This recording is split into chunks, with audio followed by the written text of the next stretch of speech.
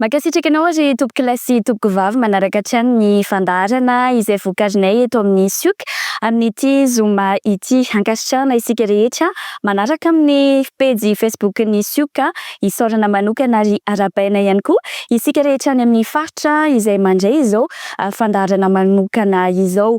Faritra folo no miara-miasa amintsika manaparitaka ity ady hevitra ity ho amin'ny androany tsara tsy hivina hatrany fa amin'ny alahady ho avy izao no famerenana ny fandaharana. Efa bolana izay no nametrahana ny fanavaozana ny Repoblikan'i Madagasikara. 3 volana no nitsanganan'ny gouvernemanta milazana avy amin'ny fitondrana fa intérim no misy fa tsy tetezamita amin'izao fotoana izao.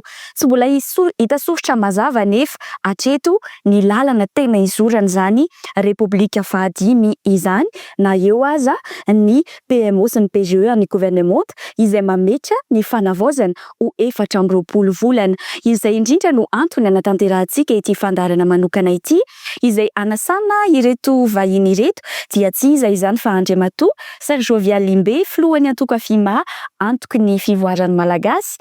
Eo ihany koa 𝐼𝐸𝐻𝐿 raharaham-pirenena mpandinika fiarahamonina filoha lefitry ny CFM conseil du fampihavanana malagasy teo aloha ary 𝐼𝐸𝐻𝐿 raharaham-pirenena avy amin'ny firaisamonim-pirenena mpanaramaso ny fifidianana Safidy. Ireo no vahintsika ato anatin'ny fandaharana manokana androany anasanantsika rehetra sahady ny anaraka izany hatramin'ny farany. Voalohateny aloha dia miarahaba anareo 3 rahalahy nanaiky ny vahiny tato anatin'izao fandaharana izao ary mankasitraka nanaiky ny fanasana. Avy hatrany dia apetraka amin'Andriamatoa Ser Jovial Imbe ny fanontaniana amin'ity fandaharantsika ity ny makasika ny zavamisy ny fizotrany izay hoe fanavaozana ny Repoblika amin'izao fotoana izao manahoana ny fahitanao an'izay. Voalohateriko angamba dia miarahaba anareo mpanao gazety, misaotra anareo nanasa hitafatafa, misaotra ny teknisiana ihany koa manao niezaka ny fampitana, misaotra n'izy mirahalahy mianaka ihany koa hitafatafa sy dinika eto. Manahoana ny fahitako ny zavatra rehetra ataoko angambany mitondra firenena anankiray misy ny atao hoe 100 andro zany fitondrana firenena anankiray ametrahana ny soritra rehetra, soro-dalana tsy hoe vokatra fa ahitana ny soro-dalana hitondrasana an'ilay firenena. Zavatra zany amin'ny tany rehetra misy azy tsy eto amintsika Madagasikara ihany hoe aiza ho aiza ny lalana tokony aleha ary inona ny fomba rehetra andehanana any amin'izany lalana izany. Hitantsika malaza amin'izao fotoana izao zany ny fametrahana atao hoe feuille de route. Io manko voalazanao teo hoe tetezamita ve intérim ve amiko zany tsy any le débat amiko manokana satria lasa guerre de mots foana tsika dia verina foana le zavatra tsy any fa inona le fond an'le zavatra na tetezamita na intérim io anarany zany fa inona le soritra alehantsika mba andehanana any amin'ny 4 volana ny teneninao teo, inona ny objectif hotratrarintsika, inona le rafitra tiantsika ho apetraka, inona daholo ny anamafisantsika an'izay zavatra rehetra mandritra ny 4 volana fa tsy tonga dia hisaoty any amin'ny 4 volana tsika fa misy atanatohatra io, misy ny 3 volana, 6 volana, 9 volana sy ny karazana.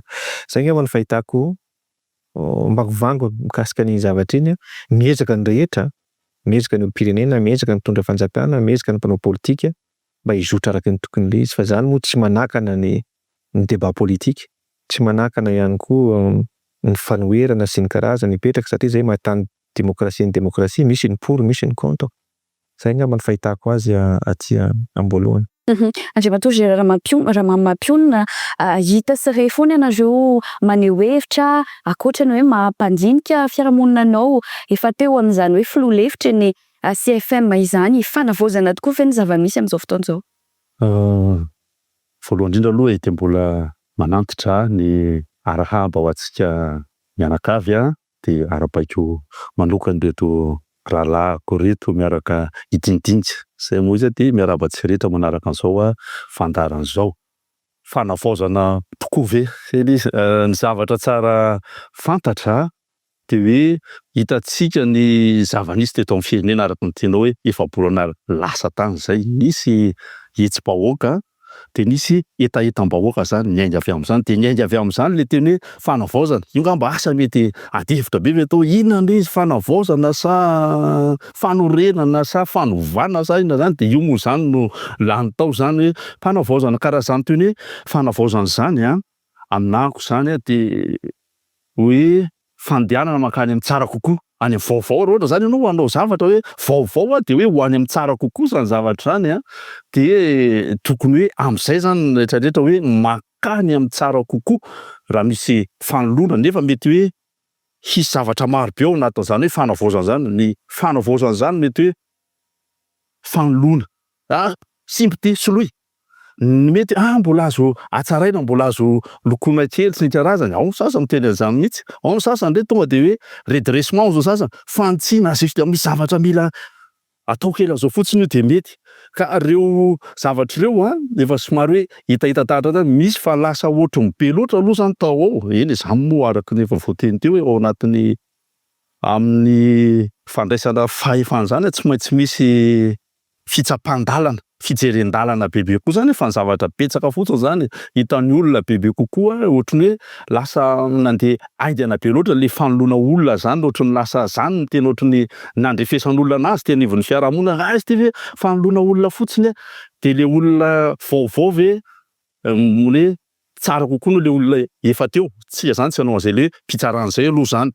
De zay mihitsy izy fa niany tena tiako resahana fotsiny teny hoe le fanavaozana tokony hoe hita taratra eny anivon'ny fiarahamonina amin'ny toe-tsaina sy fomba fihetsika. Zay zany izy amin'ny olombelona mihitsy zany hoe hatsapana zany hoe miovy zany amin'ny langazy, fomba fiteny, fomba fifandraisana, fomba fifaneraserana amin'le toe-po sy toe-panahin'le olona tsirairay zany, de tokony efa hita taratra le izy eny anivon'ny fiarahamonina. Araka vao anteny teo koa zao tena hitako tsara mihitsy hoe ny eny anivon'ny fiarahamonina, satria ny fanavaozana tsy hoe ny olona ray fa hoe repoblika ny toy, ny fanavaozana repoblika ary mbola misy toy hoe malagasy. De anjaran'izay zany hita tokony hita taratra eny amin'ny fiarahamonina reo tsy rehetra fa manomboka mamerina an'le fifampitondrana, fifandaminana araka malagasy zay vao hita taratra eny amin'ny rafim-pitondrana. Ka mbola somary tsy de hita taratra loatra ireo zavatra ireo amin'ny ankapobeny, fa amin'izao fotoana ary ohatry ny lasa eny anivon'ny fiarahamonina eny rehefa misy zavatra tsy metimety de ozoziny olona zao natao hoe fanavaozana, ohatra ny lasa manakina ho azy zany fiarahamonina indraindray. Nefa ny lalana sarotra de betsaka koa zany zavatra tokony hoe hojerena tsara mihitsy amin'ny zavatra atao. Eo le fanoloana olona, fa iza le tena le fijerena ny tena fiainan'le vahoaka, le fomba fifandaminana, fifampitondrana eo amin'le fifandaminana tokony hoe ho hita taratra kokoa zany. Ho an'ny firaisamonim-pirenena tena izao tokoa ve le zavatra nandrasana sy notakiana teny an-kianja any fahitanareo azy? Mamerina ny arabantsika eny moa tamin'ny 𝐈𝐦𝐻𝐿𝐿𝐴 ny misaotra amin'ny fanasana, miaraba ny namana izay atao hoe miara-miadevitra, miaraba ny mpanaraka ny fandaharana rehetra any amin'ny faritra rehetra. No an'ny firaisamonim-pirenena zavatra roa ny tiana atsipika ao anatin'izay. Hiroso anatin'le fanavaozana isika. Zay ny atao hoe ny anisan'ny mivetesina foana ao anatin'izay. Fa le fanavaozana hirosona nge ao anatin'iny dia mbola vao ao anatin'ity fanomanana n'ilay hirosona anatin'le fanavaozana zay tena hipetraka. Tsy hoe ao anatin'ny 2 volana na 3 volana na 5 volana na ataontsika hoe 2 taona dia ahita le fanavaozana, fa lalana anankiray hirosona. Io moa le ndesan'ny namana teo hoe indray hoe jefo mila zantsika anazy, fa lalana anankiray hirosona ao anatin'le ataontsika hoe any anatin'ilay ataontsika hoe mety repoblika anankiray zany ao anatin'iny. Zay zany le izy. Fa ao anatin'izay kosa nefa nisy fanjakana niala teo de misy fanjakana tonga teo.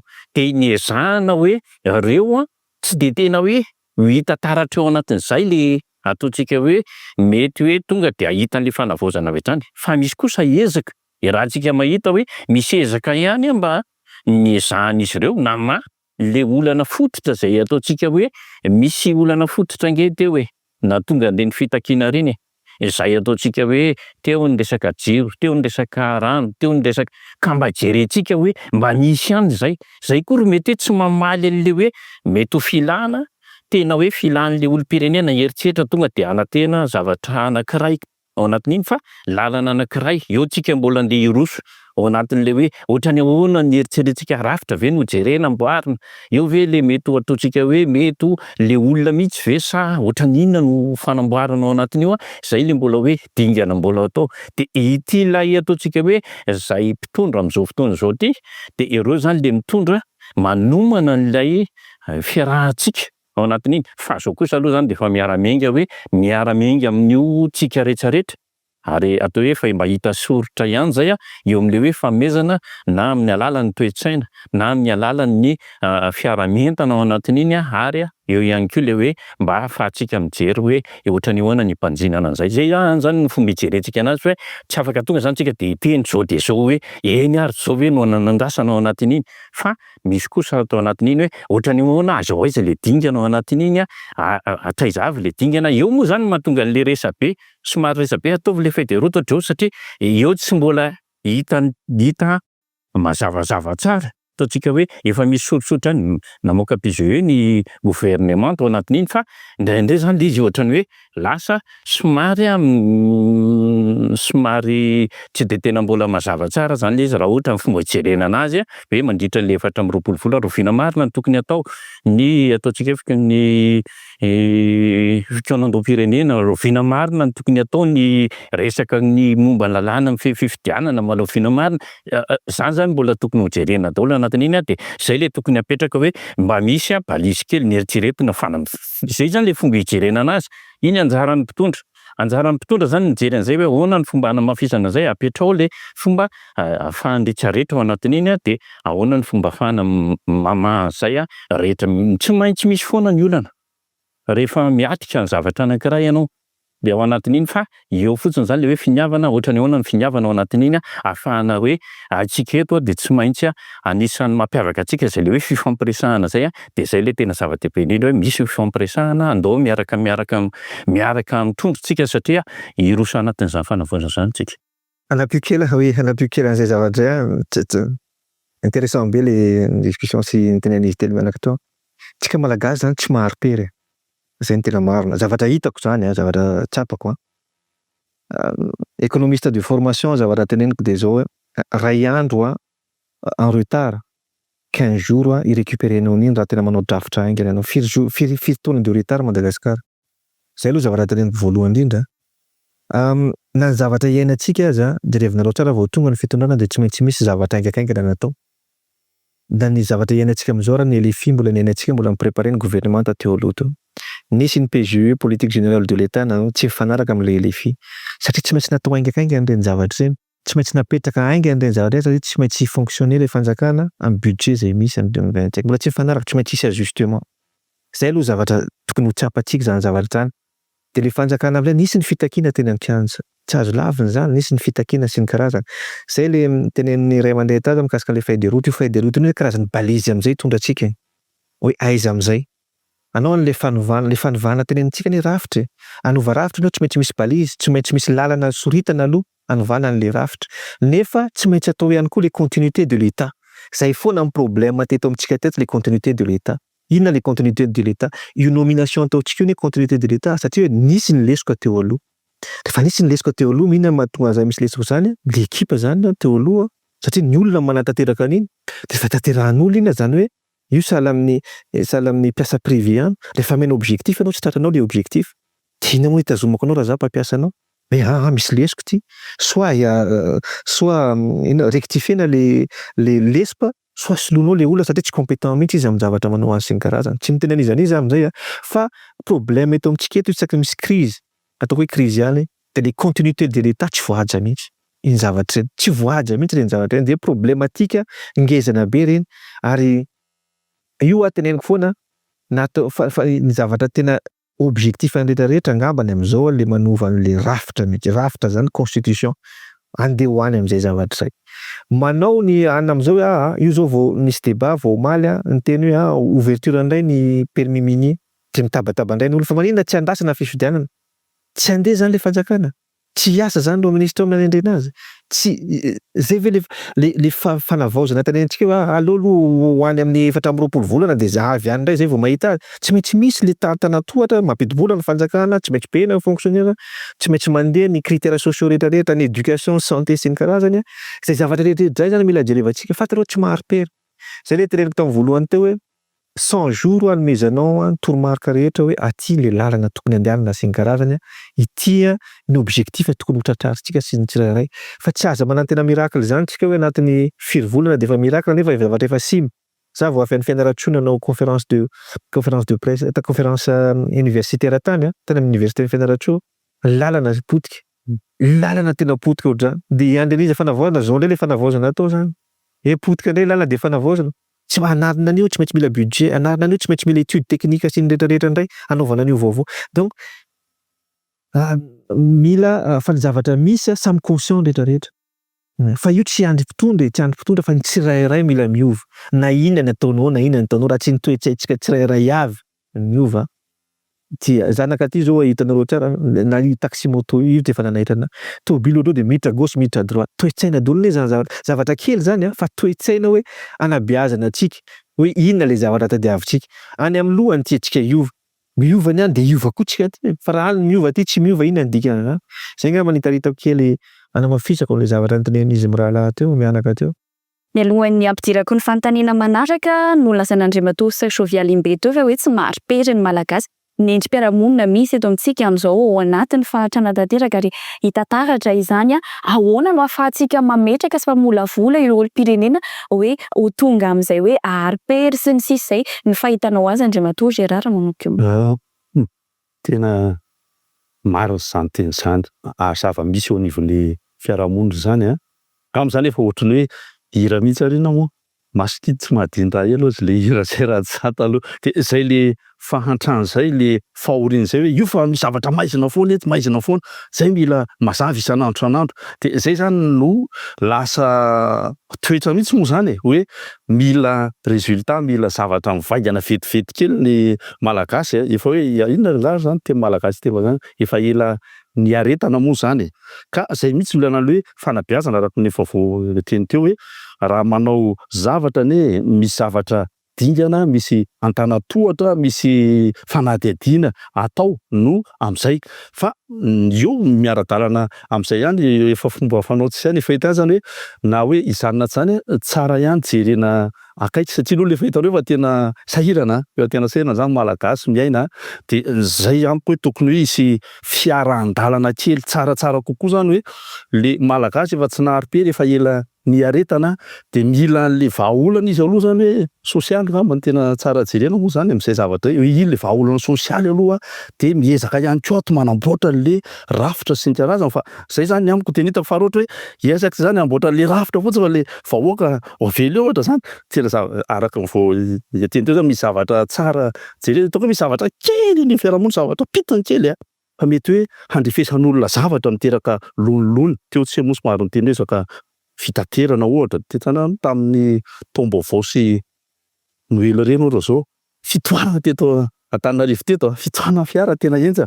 Dia misy ampahan'olona lasa be da be le olona le manao pip dia lasa pip dia lasa zany lasa be da be iny fa itsika hoe eo amin'ny fiarahamonina eo amin'ny fifampitondrana misy hoe retolon-drehitra fa lasa be loatra iny dia lasa niteraka lonilony elevon'ny fiarahamonina zany. Fa ahoana koa ary iza indray zao reny iza indray zao reny dia lasa mametraka fantena zany ora dia lasa hoe teo aloha efa somary hoe ianona sy ianona ihany sisa mahazo anao pipipip. Dia zao zany zay rehetra tonga dia manao pipipip daholo nda iza n'iza tômôbilina ray dia pipip dia lasa ohatrany hoe andrefesana zany hoe lasa hoe hitarafana moa zany fa tsy hoe andrefesana hoe fa le olona sinao mijanona amin'ny sisiny mijanona adiny roa ka tsy hoe le firenena dia ianao mahazo mandeha foana zany hoe zay rehetra mandeha mahazo fahefana dia lasa zany zany araka teny teo hoe le toe-tsaintsika rehetra mihitsy na le omem-pahefana na le nanome fahefana niny nanome fahefana moa raha ny tena izy dia ny vahoaka dia hainy dia tokony miara-mijery ahoana hoe iza le omena ray aman-dreny omena fanajana dia le zay rehetra koa mba manaja an'le vahoaka ihany koa zany. Ka zay le tiako ananovana teo hoe hamafisoko kely mihitsy le teny teo hoe ny fanavaozana dia tsy zavatra ray hoe raha navao rafitra ianao dia za zany mahita mihitsy ny tena hatrany ifotony raha miteny hoe ifotony de le rafi-pisainana le fotom-pisainantsika tsirairay mihitsy zany tsara avaozina aloha miainga any mihitsy io dia miainga am'le rafi-piarahamonina le fifampitondrana le fiarahamonina tsara jereny zany de zay vao le rafi-pitondrana zany mipetraka ka io tsy hoe zavatra atao hoe atao aloha le ray de atao aloha ray de atao le rehefa isaky ny toerana sy andraikitra misy anao sy ny fotoana de tokony hoe mijery manatsara manavao le toe-ponao sy toe-tsainao ianao zany miasa amin'ny maha-olombelona anao zany ahoana zany fa na hoe tsy manao sonia nefa raha tsy misy vola de anjaranao zany zao lefa le fanavaozana misy vola am'zay hoe tonga de manao sy le zay zany le hoe maha-olombelona de le fiarahamonina de le rafi-pitondrana tokony miaraka zany rehefa ohatra hoe rafi-pitondrana fotsiny no avaozina na le rafitra fisainana fotsiny no avaozina na hoe misy olona tonga le rafi-pitondrana vaovao le olona fa le toe-tsaina sy fomba fanontara le ohatra le tamin'ny taloha ihany manahirana be zany zavatra zany de io le mahatonga ny olona hoe ahoana de zay hoe zavatra sarotra l'izy fa tsy maintsy irosoana ifampitezaina ifanabeaza ary ananana fahasahina mila fahasahina be zany efa manao an'izany hoe fanavaozana zany ivon'ny fiarahamonitsika malagasy indra hoe mandry tsika ara-toe-karena fa mantra eo anivon'ny avo ara-tsaina koa zany mbola be da be ny olona hoe tsy mahatakatra fa ny azy ny tribo ihany fa tsy maharaka le ara-teknika tsy makatò an'ilay hevitra andriamatoa Sir Jovialimbe ve zany ianao hoe tokony vahana aloha no raha za tsy miteny hoe tsy makatò fa hampifamenoana hoe mandeha mora ty zany jerena fa satria araka ny teny hoe ny fiainam-pirenena tsy maintsy mandeha continuité de l'État fa le fiainan'olona andavanandro le ara-tsosialin'olona mihitsy koa zany hitanao hoe de tokony asiana le idirako foana rehefa manao anina misy manontany anao tsikety moa zany fahitako azy fomba fijery efa tsika miresaka ny réseau social de fizarana zava hitanao ohatrany hoe fa zatra andreo antsika varitsindro zotriny nia zany io ny teneniko tamin'ny mpianatrako io tany Diego za tany amin'ny université satria resaka social inona le resaka social tadiavintsika de revitsara ny resaka social de resaka fampianarana zany ny atao hoe social resaka social de ny fahasalamam-bahoaka zany ny atao hoe social resaka social de ny emploi famoronana asa zany ny social en fait zany le toe-tsaintsika efa nizarina hoe social-mbahoaka inona social-mbahoaka de hoe mena vary ray gony menaka sy ny karazana tokony hiala am'izay zany tsika satria na tsika etiny hoe tsy manana zay notion zany hoe rehefa natao reny fizarana vary sy ny karazana tsy mba misy manontany tsika tavaiza moa vola nizarana an'ireo budget avitaizy reny zavatra reny zarainao menaka tao kitapo-mbola-panjakana ve efa nivoasoratra tao amin'ny loi de finance ve reny zavatra reny sa vola avitaina fa nampiana ve izy nanampy tamin'ireny zavatra reny tsy manana an'izay zany tsika tsy manana an'izay zavatra efa eto amintsika mila manao social-mbahoaka mila manao zay rehetra mpitondra amin'ny tena social-mbahoaka de fizarana za social-mbahoaka tompo fampandehananao ny fampanohanana io misy ny ministère de social-mbahoaka zany manana ministère zany social-mbahoaka zany ny éducation nationale ny santé ny emploi famoronana asa sy ny karazany reny zany natao hoe social-mbahoaka atsarainao reny zavatra sy ny karazany reny tsy midika hoe tsy hanao fanampinanao rehefa misy traboina re misy zavatra ohatr'izany misy ministère misahana an'izany sy ny karazana tokony atao zany rehefa misy traboina sy ny karazana fa tsy zarina zany foana le olona zany izarana zavatra izarana menaka izarana zavatra de reny le social hita tsy mety diso lalantsika andolony le fanovana fa rehefa mandeha fanabeazana io éducation afaka mampianatra ankizy tsara ny zanany sy ny karazana mandeha io resaka social-mbahoaka resaka jiro sy rano rehefa mandeha tsara resaka anio rehefa mandeha olona afaka mitsabo tena ina moa tadiavavoaka malagasy mananasy izy rehefa mananasy izy mamela ny vady aman-janany ao an-trano ina moa tadiaviny amin'izany zay le social-mbahoaka tadiavina zay le drafitra zay tsy manana le vision zay tsika hatramin'izay hoe ametraka an'izay zavatra fa manao solution tip-top ny filazako azy problème ray ty de ty aloha solution problème ray de ty solution fa tsy manana le vision long terme zay fotsiny angamba nanapiko any raha ny fomba fahitana azy ao anatin'le hoe ny toe-tsaina de io zany ataontsika hoe miainga avy any ambony ataontsika hoe somary efa raha aty aminay firaisamonim-pirenena izy de le hoe am'le hoe manabe ny olo-pirenena atao hoe tena hitanao hoe efa somary atao hoe araka le voalaza teo hoe indraindray zara toloram-potsiny indraindray zara indraindray tsy maintsy misy ataontsika hoe mety ny ampiasain'ny ataontsika hoe ny atoko zany ao anatin'iny ny atoko le izy de lasa efa zay zany le ataontsika hoe fahazarana na ataoko hoe le safidy ara de mipetraka le hoe mandray an'ity aloha ny androany fa tsy nieritreretina mihitsy zay afaka apitso hoe io no avinao Manahoana zany io safidy io fa de napetraka ao anatin'izay. De zay le hoe io zany miaraka tokony hoe miara-miainga daholo. Apetraka foana zany hoe ny tena anisany anankiray mba anisany hoe mety zavatra anankiray de hoe ny any ambony aloha ny anisany mitarika anazy. Ekena fa zay rafitra le teo aloha zany de eritreretintsika nisy ataontsika hoe lesoka teo anatin'izay. De any ambony no mitondra azy, na ny tamberina andraikitra sy ny transparence. Io zany ny tena zava-dehibe indrindra. Hoe manahoana ny tamberina andraikitra, manahoana avy ny anina, araka ny voalaza namana teo hoe avaiza le vola rehetrarehetra e. Rehefa manao zavatra anankiray de mazany tokony hazava tsara hoe ty misy vola avy amin'ny ohatr'izao. Eo moa zany le lasa le mipetraka foana rehefa mipetraka de iny de natolotra filoha-pirenena. Vola tany am-paosin'ny filoha-pirenena ve le izy sa vola tany amin'inona le izy? Mila atao transparence zay. De mila ihany koa atao le tamberina andraikitra mamerina le hoe rehefa misy io ny ataoko hoe hitako hoe tena manao zay ezaka zay zao teneniko de ny JIRAMA. Ministera zany teny hitako hoe tena manao izy ny tena hoe ny tena io. Misy zavatra kely tonga izy de efa mamoaka le hoe am'izao verina tokony verina. Zany hoe satria ny vahoaka mitady hoe inona le olana eto aminay. De io izy manao hoe miezaka mamaha ny fanjakana amin'ny alalan'ny ministera ao anatin'iny de mamerina izy ny tamberina andraikitra. Misy tapaka ry zareo fa ohatr'izao. De manao izy amin'ny alalan'ny tamberina mety amin'ny alalany hitako ao anatin'iny. Ndraindraiky koa misy ministera sasatsasany zany manao anatin'ny reny anisany anankiray hoe mampiova. Anisan'ny zavatra anankiray mampiova ny ao anatin'iny fa ny zava-misy nge tao anatin'iny de le hoe araka le tenenin'ny namana teo hoe indraindray zatra le tolorana zatra le toe-tsaina mihitsy zany ao anatin'iny satria efa zatritsika tolorana foana ao anatin'iny. De zay le anisany anankiray de eo zany le tiana hoe miainga avy anatin'le hoe fanabeazana na anatin'ny fanabeazana tokony averina zany éducation civique zany.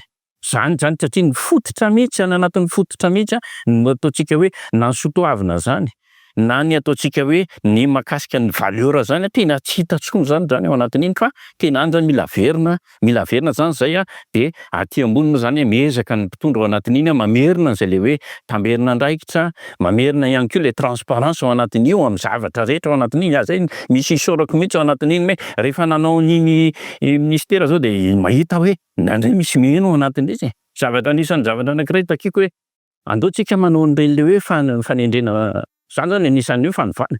Andao tao ami. Tsy manino ami. Zay am'izay tsy voateritery lay olona le ministre eo amin'le toerana. Satria ny antony de am'izay tsy misy intsony le influence avy any amin'ny député sy influence avy any amin'ny ohatr'izao fa tonga de hoe ny olona rehetrarehetra afaka safidy. Nafinaritra azy hono naheno hoe io nanomboka nanendry. Miala tsiny manona le draine. De hoe nisy talentsikoly zay talentsikoly any amin'ny toerana anankiray. Tsy nieritseritra izy zany hoe ho lasa draine mihitsy ao anatin'io.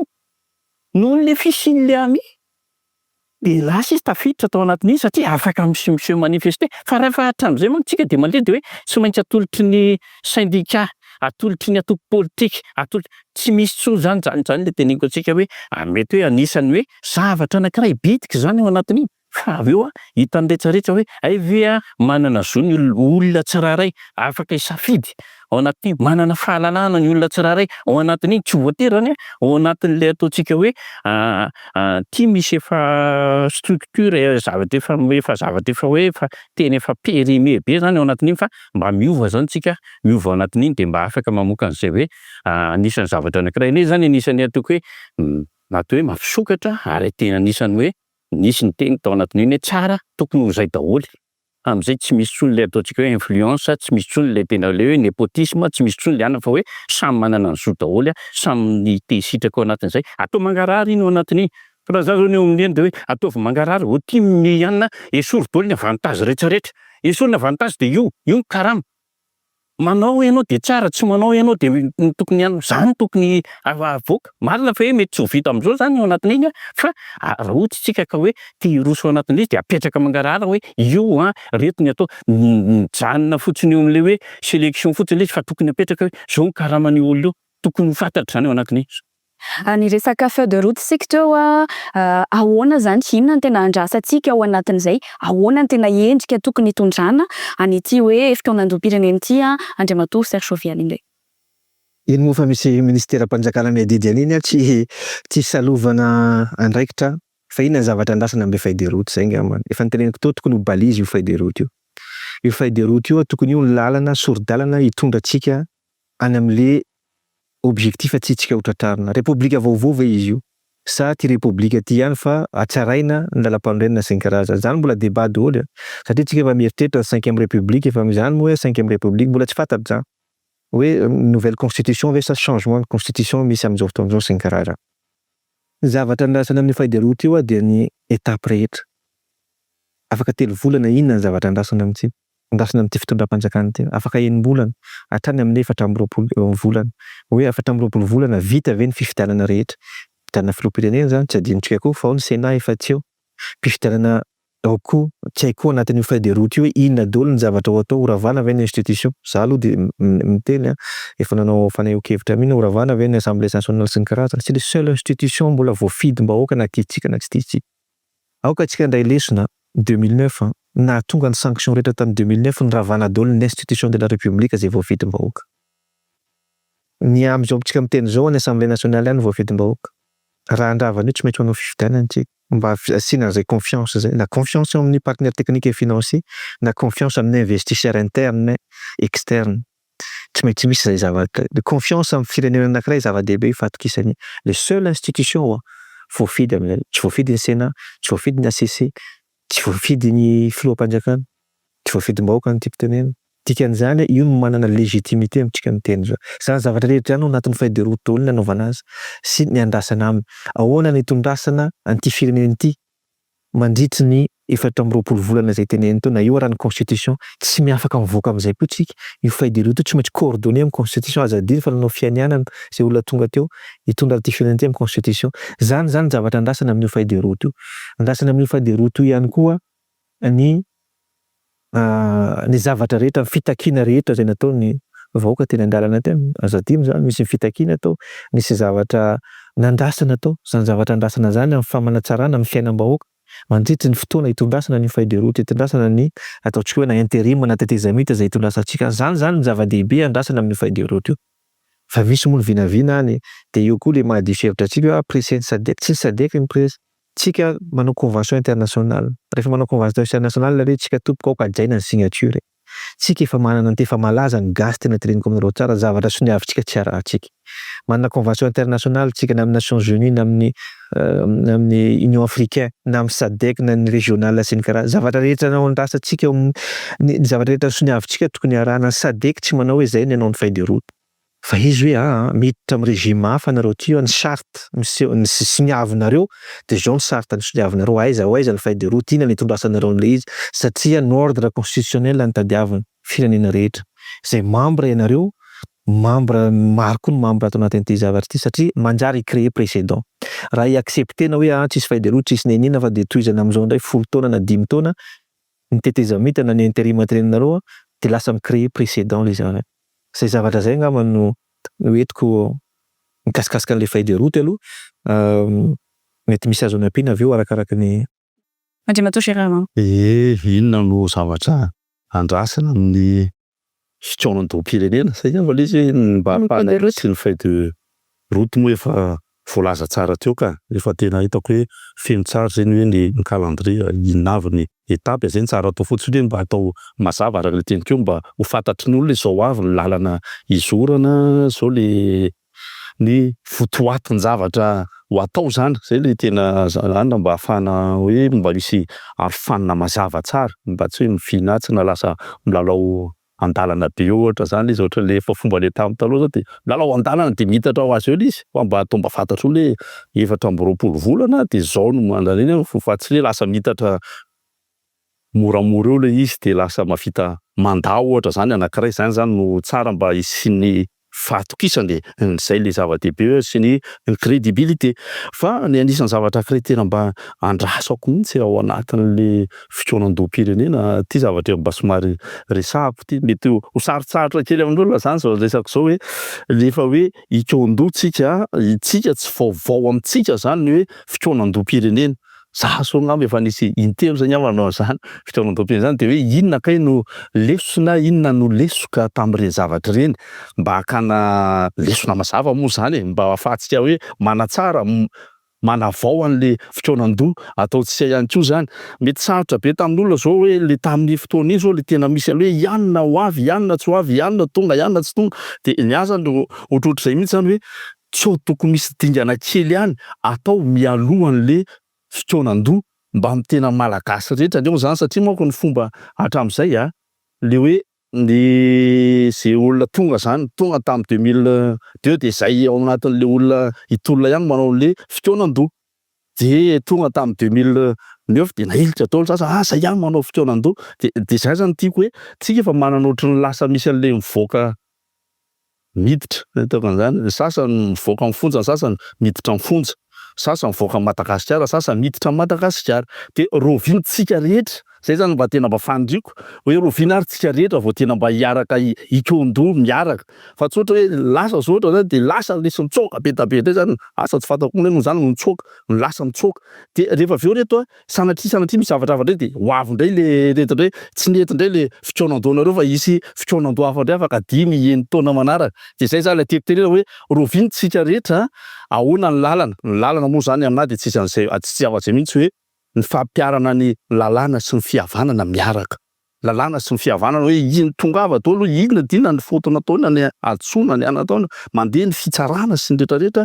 De vita an'izay de tamin'izay tao amin'ny conseil fampihavanana, raha olona tsy mbola nahazo didim-pitsarana fanameloana, tsy mbola azo omena amnistia, efa voaheloka izy zany zay omena hoe amnistia zany. De zay mihitsy aloha atao ampiarina lalàna, fa le soatoavintsika zay koa tena tiako mihitsy ianao hoe ahoana no ametrahantsika ao anatin'ny constitution ny soatoavintsika hoe hitantaratra mihitsy hoe repoblika malagasy izy ity. Zay zany le tiako resahana zany, repoblika malagasy de miainga am'le soatoavina malagasy mihitsy zany ekena, misy ny manam-pahaizana rehetrarehetra afaka manao, fa miainga tsara am'le tena fototra maha-malagasy, am'le maha-malagasy atsika olombelona malagasy fahendrena sy fanahy soatoavana malagasy ny harena nana malagasy. Zay ny hoe iaingana hitantaratra hoentina hoe hamolavolana sy zavatra tiana ho volavolaina sy ho tanterahana eto. Fa raha ohatry ny tamin'ny taloha manko ohatry ny hoe hafa ny zavatra atao aty de ohatry ny hafa ndray zany nivoaka aty tamin'ny 2019 fa ohatry ny nisy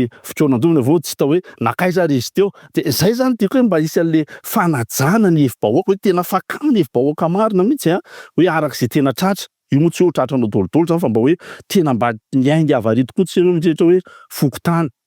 Fa reo fokotany zany songe raha tamin'ny taloha zany olo fokotany no ataoko hoe arivo mahery, fa am'izao fokotany efa aman'alina. De andarantsika samy mijery ahoana ny tena afoka akana hevitra eny fokotany mba tsy hosolo tena fotsiny de mba miainga avy any le hevitra de miakatra de mba reny no ezahana ampidirina ao anatin'ny constitution miampy ny ara-teknika sy ny eo anatrehany zao tontolo zao zany. De zay mba tiako atao hoe mba hifanaraka tsara amin'ny soatoavintsika. Ho anareo firaisamonim-pirenena anisany hotakiana ny resaka hoe lalam-pifidianana sy ny sisa, anisany olana foana io eto Madagasikara ao anatin'ilay hoe fanavaozana sy fitondrandom-pirenena.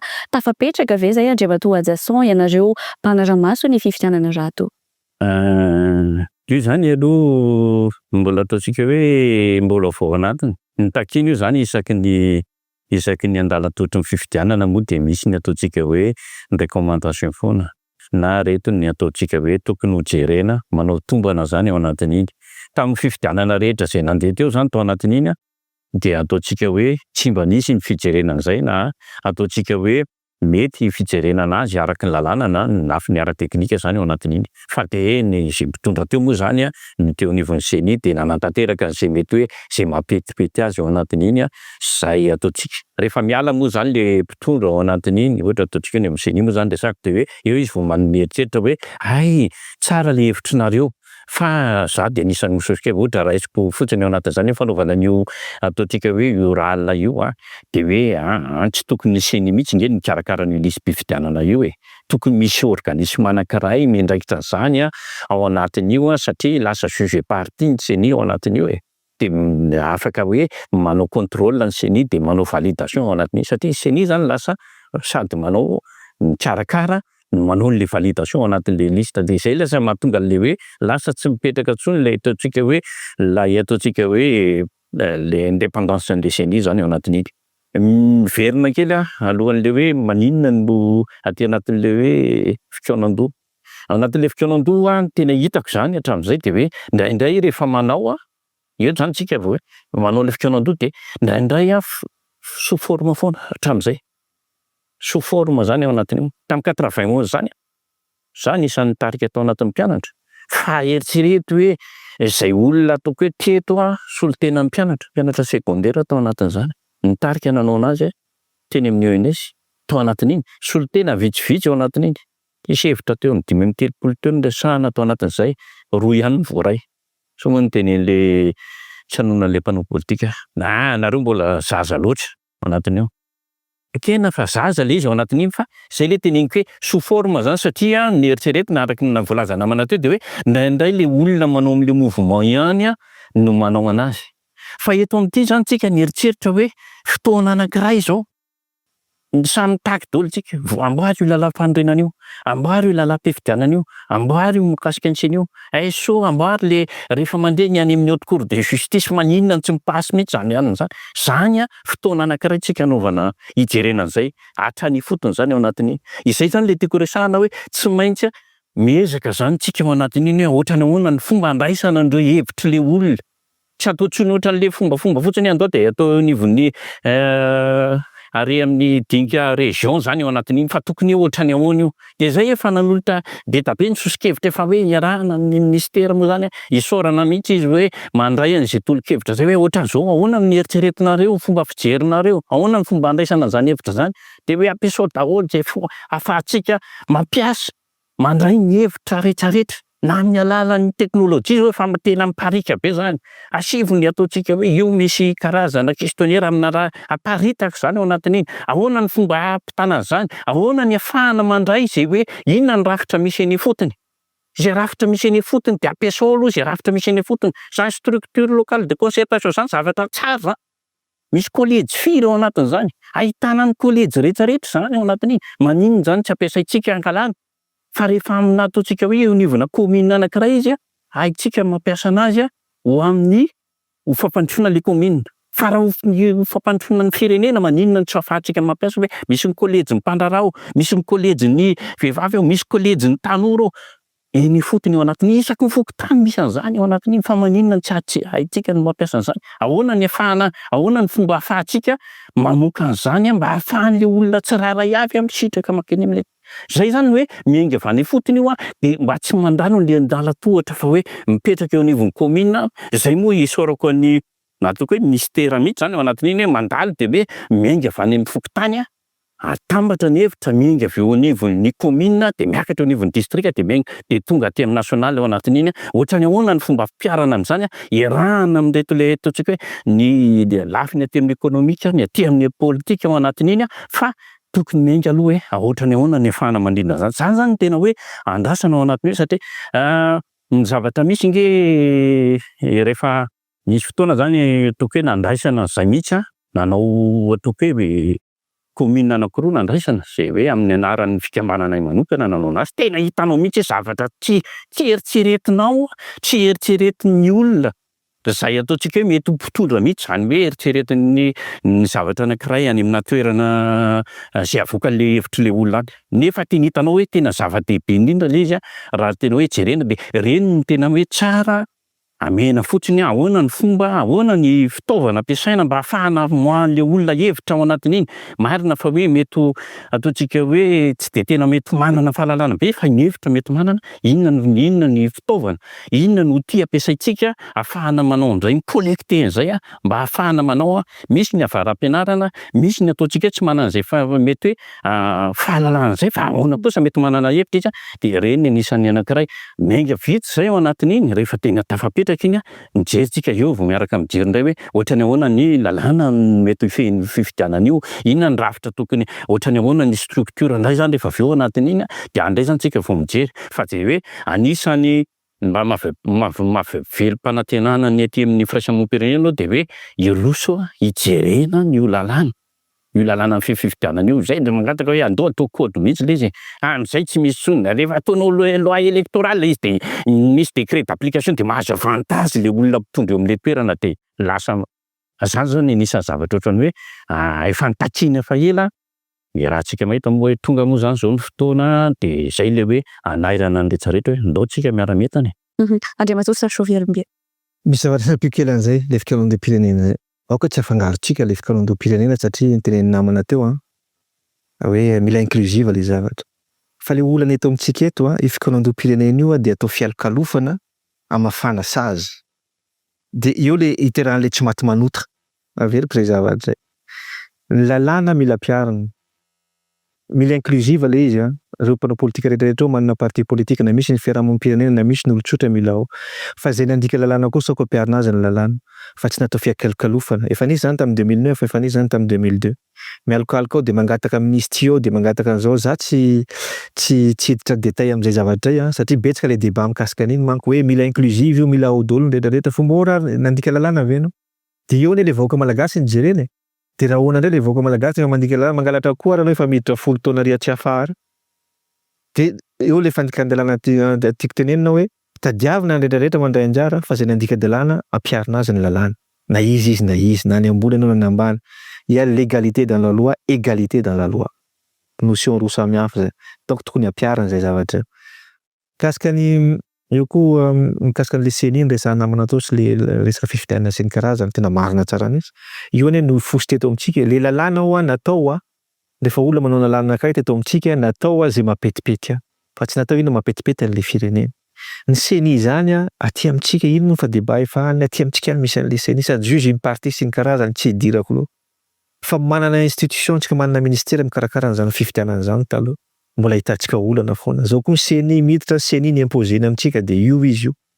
Fa raha tsy manana atao hoe souveraineté c'est indépendance d'esprit tsy miteny an'le pays souveraineté indépendance d'esprit pour faire la loi dans l'intérêt supérieur de la nation tsy dikany zany zavatra rehetra zany. Tenenina fotsiny le rafitra tokony atsika teo nanana débat amin'izany atao fakomaty. Ozy hoe tsy hita mihitsy ny asan'ny PAC, tsy hita mihitsy ny asan'ny haute cour de justice, tsy hita mihitsy ny asan'ny Bianco. De ozy inona moa nahitanareo an'ireo? Fomba ahoana moa haute cour iza moa manendry an'ireo zavatra ao anatin'ny constitution zao? Décret en conseil des ministres. Sa ve président de la république nanendry au premier président de PAC, nanendry ny DG ny Bianco, nanendry haute cour de justice de anenjika anareo l'indépendance ny rafitra mbola tsisy. Esory zany misy ny pôle anticorruption zany mivela fa tsy ny président de la république no manendry ny olona. Misy an'izany système Bianco hafa ny anarana. Misy an'izany samifina ny ivelany fa tsy ny président de la république en conseil des ministres manendry an'izany. Satria fantatry ny olona apetraka ao raha zany. Tsika olombelona ihany misy viscéral ao anaty, misy zavatra tsy mety ao anaty hoe sao de misy an'izao de anenjehana reto olona. Zay le zany tavatsika amin'ny concertation nationale. Zany isan'ny nitarika ny concertation nationale ny diaspora. Initiative anay union nata ministre mpanjakana mihitsy amikasika an'igny. Satria tsy tsika rehetra ihany. To diaspora reo mangataka handray anjara amin'ny fiainam-pirenena amin'ny resaka fifidianana. Inoy koa izy reo. Satria ireo ane no aza adinontsika fa ny diaspora niady be mihitsy eto amin'ny tolo ireny. Aza adinontsika zany nandray anjara betsaka de nitarika an'izay zay hoe na iza na avy aiza anao mitambatra rehetrarehetra misy indray mandeha isan-kerinandro moa zay misy fivoriana be mihitsy via Zoom. Atsona daholo ny vazatany efatra atsona hipartisieo amin'ilay zavatra. Zay angamba no tiako tenenina amin'iny hoe aoka tsika betsaka zavatra efa natao teo zay. Na ny concertation nationale zany efa betsaka, na ny feuille de route n'iny zany efa betsaka, fa tsy nisy voka. Fa ty zany manana inona moa ty notion raitsika hiditra amin'ny tantara. Hoe tena vraiment hiditra amin'ny tantara tsika anova ny tantara n'ity firenena ity. De ny fanovana toe-tsaina koa. Na inona ny rafitra ataontsika eo na alaitsika any amin'ny fokontany any ambany any eo na alaitsika any ambony any. Rehefa tsy ny toe-tsaintsika ho any miova na inona ny rafitra ataonao na inona ny rafitra ataonao tsisy tika any. Anisan'ny fanontanian'ny mpiano antsika mialohan'ny hidirako amin'ny fanontaniana manaraka amin'izao fotoana izao anisan'ny misesisesy foana moa ny hoe sorona ny prime ministre sy ny sisa Andriamatoa 𝐼𝐸𝐻𝐿𝐴 amin'izao fotoana izao ny hoe ho prime ministre atoato manao ahoana ny mety ho famarinana izay to? Za aloha teneniko anao tsara, za tsy partisan premier ministre parce que le premier ministre c'est un chef d'orchestre. Io premier ministre c'est pas un chef d'orchestre. Za anisan'ny critique azy voalohany vao nanendrena azy satria fantatro. Je suis dans le domaine financier tsy hita détail. Fantatro daholo hoe ahoana ny nanaovana ny zavatra sy ny karazany ny andraikitra ny saniny sy efa nitantaraiko tao amin'ny tambazotra rehetrarehetra ny zavatra. Momba ny zako ny olona mijerana ohatran'ny tambazotra ohatranareo ihany mahita ny anarana eny rehetra eny. Mahita ny amin'ny Africa Intelligence, mahita ny amin'ny Le Monde, mahita ny olona mampafantatra anao. Fa amiko manokana tsy mbola nisy fampiresahana amin'izany. Tsy mbola nisy na teo amiko na teo amin'ny filohampanjakana na teo amin'ny ekipa tsy mbola nisy fampiresahana amin'izany tsy handainga amin'izany. Fa ny zavatra fotsiny tiako tenena l'information soit ça vous tue, ça vous pousse. Fa fantatro hoe misy olona manao article fotsiny ao, misy olona tsy haiko hoe mifanoherako ny PM amin'izao fotoana zao ngamba no mahatonga an'izany, de misy olona mibalanse article sy ny karazany fa tsy mbola misy vinavina na fampiresana amin'izany. Ny ady tsotra. Je suis un soldat zay foana fomba tenenako, nizaniza rehefa misy ny amin'ny firenena de manompo. Efa hatramin'ny fitondran-dRadranomampihana nanompo an'ity firenena ity. Tsy ara-politika zany, ara-économique. Tamin'ny fitondrana teo aloha nanompo an'ity firenena, tsy ara-politika zany fa ara-économique, satria zay mahadiso antsika hoe mila eo politika vao mahavita zavatra. Tsy voatery eo politika ianao, ny andraikitra sy ny zavatra azonao atao eo amin'ilay firenena ataonao. Mamorona asa eto amin'ity, manana mpiasa eo amin'ny 120 personnes, manana entreprise ahe. Ny olona rehetra mandao inona ny investisemanao ny Madagasikara? Moi je fais le nécessaire pour ce pays.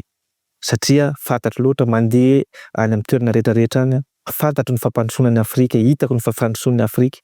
Ao Côte d'Ivoire anao mandeha anao androany afaka roa taona anao verinao, hitanao le fiovana. Eto amintsika ohatran'ny miemotra.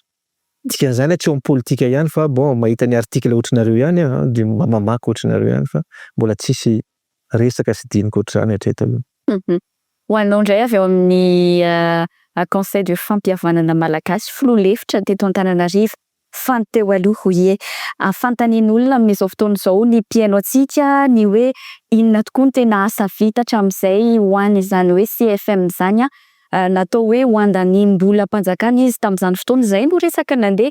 Amin'izao fotoana izao ao anatin'ny fanavaozana isika ny voizina foana moa hoe fampidirana ponja nataony teo aloha ihany natao satria tao anatin'izay efa-bolana izay sesy ireo mpanao politika nampidirana ponja. Manao ahoana ny hevitrinareo CFM, ilaina ve ny fampihavanana? Voalohany indrindra aloha za efa tsy eo amin'le toerana intsony aloha satria efa lany ny mandat. Po zany aloha fa sarotrako manko hoe hiteny amin'ny alalan'izany raha ny ohatr'izao fa amin'ny olom-pirenena nefa efa nitana andraikitra tao. Marina tokoa eno daholo ny resaka mandany vola sika fa ny zavatra tsara fantatsika de tsy hoe ohatra zany tonga de niazaka hoe za andao asiana CFM fa atao anatin'ny lalam-panorenana no namoahana hoe tsy maintsy misy ny resaka fampihavanana zany. De io koa tsy hoe zay zavatra tiako atao no atao fa nisy mission napitraka ao anatin'ny ana hoe reto avy ny zavatra ampanaovina anareo ao anatin'izany conseil fampihavanana malagasy. Ny asa hitandreo tamin'ny 2018 zao teo efa nisy zavatra efa tena saikiraikitra. Fa niezaka izay ny antso ny olona nampifanato nampiresaka ngany nosiatura sy ny karazany, misy fanatonana olona tsirairay zao natao tamin'le fomba malagasy le izy. Lakaiza tokoa iny amin'izao. De zay zany hoe name fa ny anjarana iny de hoe recommandation e. De misy recommandation ohatra zao zay mahita ny olona fifindramonina misy olona be da misy recommandation be da be napetraka amin'ny mpitondra fanjakana. Baiko telo samy hafa mihitsy voaloha, faharoa, fahatelo hoe reto zavatra eto jereo reto zavatra eto fa mampiady io fifindramonina io resaka olona miditra ho azy eto amintsika sy ny karaza eto nisy be da be mihitsy zany.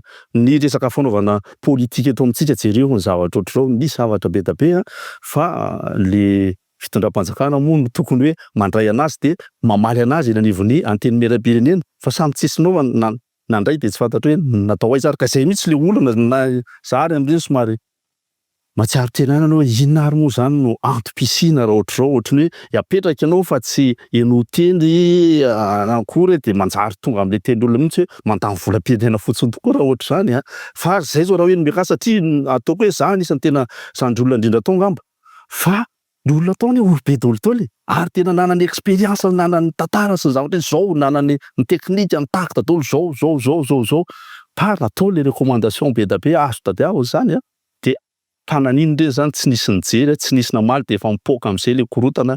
De zay le izay zavatra tena tiako resahana mihitsy hoe tena amin'ny malagasy tsika ny hoe fanavaozana repoblika malagasy de raha vao miteny hoe malagasy tokony mba ho hita ihany le hoe identité anao le fizina malagasy. Raha vao miteny hoe malagasy ianao tokony hitanao tsara mihitsy hoe ny fihavanana, le fihavanana misy olona tena tsy tean'izany teny zany tonga de alerzika be anty fihavanana mihitsy satria fa nafisafonjavatra veveran'olona zany tsy zany ny fihavanana malagasy. Fihavanana malagasy teny erana ifampifehezana zany, manasazy io rehefa tianao kosa zany manasazy anao mihitsy ny fihavana fa tsy hoe tandambolambona zany za tena tsy tia an'izany mihitsy hoe fandam de amboamboarina fotsiny eo araka teny teo tsy maintsy miatra ny lalàna zay motona sina hoe aty ny amin'ny ity ka zay le tsika zany le lalànantsika raha le soatoavintsika malagasy de miampy an'le lalàna efa lasitra avy any ivelany teo de misy an'ireny terme reny amnistie misy azao de nampidirina tao anatin'le izy le izy zany mission nampanaovina izy fa hevitra be mihitsy hoe amnistie olona ray zany mbola misy investigation be izy olo nanino manao inona tena atao manao inona so de mbola hitaridozy eto amin'ny tany sy fely andray tena mamoaka amnistie n'olona ray zany tena efa asa be mihitsy zany zay vao tena hoe alefaso olo io fa raha mbola hita hoe mbola hitaridoza ho amin'ny firenena io tsy menay mihitsy hoe tsy mahazo olo io tena nisy adivitra tsy efa olo dehibe tolo zany tao koa de tena zavatra goavana be ohatr'ely izy donc zany ny fihavanana amiko tena ilaina ka izay no iresahako araka tsetseo na ny fitraonan-dom-pirenena na ny lalam-panorenana na ny zavatra ataotsika de za zany te hametraka foana hamerina tsara mihitsy le hoe le soatoavintsika tokony atao tena fanahan'io constitution-tsika io le miainga avy any amin'le olombelona malagasy raha olombelona zany de hoe le fokon'olona zay zany amin'any tena hitako mihitsy satria le misy an'le commune raitsy andrembolany fa hirahirako foana efa novetesiko foana hoe iainana ndre zany zavatra zany no fokon'olona ny tena mitondra fa ny maire mitarika fotsiny ihany de tena hitanao hoe zéro olona tsy manan-karatra ao, zéro olona tsy manan-kopia ao, ny hetra 90% ao tsy misy doro-tanety ao, tsy misy adi-tany ao, ny olona mifanampy ara-toe-karena, ny olona mifanampy eo fiainana atao sara misy marary araka voateny teo, miampy ny olona ndao tsy hitsabo anao, miambinanao any ny olona sy nrehetrarehetra ny fahadiovan'ny tanàna de inona indray zany no andrasantsika hoe fa le fanomezana le hoe araka ny tenin'ny namako tato le hoe moyen ho an'le fokon'olona le hasina sy endrika sy famendren'le fokon'olona apetraka tsara de miainga avy any daholo ny zavatra rehetra de tsika mpanatanteraka fahefana mpanatanteraka na fa tsy hoe lasa ianao ndray lasa tonga de mametraka vina de le olona tsy tantsona tao de lasa miandro mazo izy le ny tena namotika ny fokon'olona zao raha izazo ny zany de ny hoe ny tsy fanomezana andraikitra sy adidy azy tsony iaina ny tena fihavana sy ny tena heriny avy any ambany any de lasa potika izy de lasa miandro mazo araka ny teny sety hoe c'est mametra kely de zany le fokony de amiko zany hoe ilaina ny fihavanana fa atao amin'le tena endry amin'le tena maizy anazy de amfanarahana amin'izao vaninandro misy zao sy zava-misy. Ny fanontaniana avy amin'ny olo-pirenena ho an'ny firaisamonim-pirenena indray nisy ny tolona, nisy ny tsikerana zao fotoan'izao ny processus nanatanterahana an'izay hoe fanavaozana izay ahoana tokoa ny fandehan'ny adsisika ataonareo misy miainy ve ny mpitondra ankehitriny sa mitovy amin'ny teo aloha ihany misokatra ihany ve ny fitondrana? Raha ohatra amin'ny firaisamonim-pirenena moa zany tiako resahana de hoe anisany nanana ny zara-borikiny teo anivon'ny ataontsika hoe na ny fitakiana mety tsy fitakiana midina an-dalambe zany ao anatin'iny mety nisy ihany aloha ataontsika hoe nitarika an'izay zany tao anatin'iny naneho le hevitra ao anatin'iny raha tsika mahita reny ny transparency izay anisany hoe rehefa nisy le hoe 10 décembre iny raha tsy diso le resaka momba fiarovana ny zon'olombelona de nisy fisamborana ny ataontsika hoe i Baba, Lily ary i Clémence atao anatin'iny de nanao an'le manifestation teo Ambohijatovo tamin'ny alalan'le ataontsika hoe endrika nanao an'le karazana akanjo ohatran'ny maintimainty iny zany zareo zay ningan'le hoe niakatra teny amin'ny tonga mivoaka ny 𝐊𝐳𝐧 de nanao an'ile hoe misy fanamiana ohatran'iny nitondra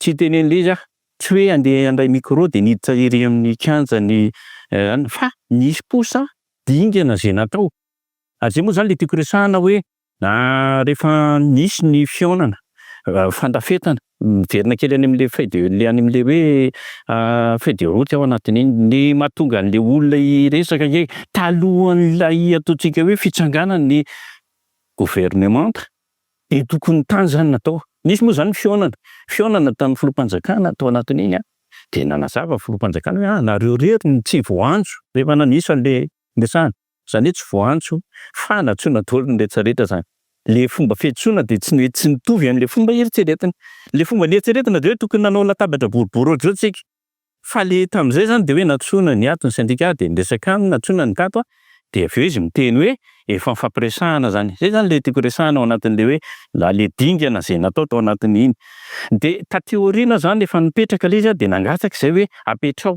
Anisan'ny taky an'izany zay ny hoe apetrao io le resaka ohatra ny ahoana ny sarta ny transition izay fomba ilazana anazy tao anatin'ny anisany azo fanakanana moa zany hoe antsy transition théorie amin'ny CCI rehefa nanao consultation. Zay tsy mieritreritra an'ilay izy fa zao resantsika hoe anisan'le izy nge hoe raisiko fotsiny zao ohatra mandray ohatra ataoko hoe mivantana. Zay le niresahany namana teo hoe balizy. Nitenitsika hoe gouvernement ny filoham-panjakana de niteny hoe afaka rovolana atao ny évaluation.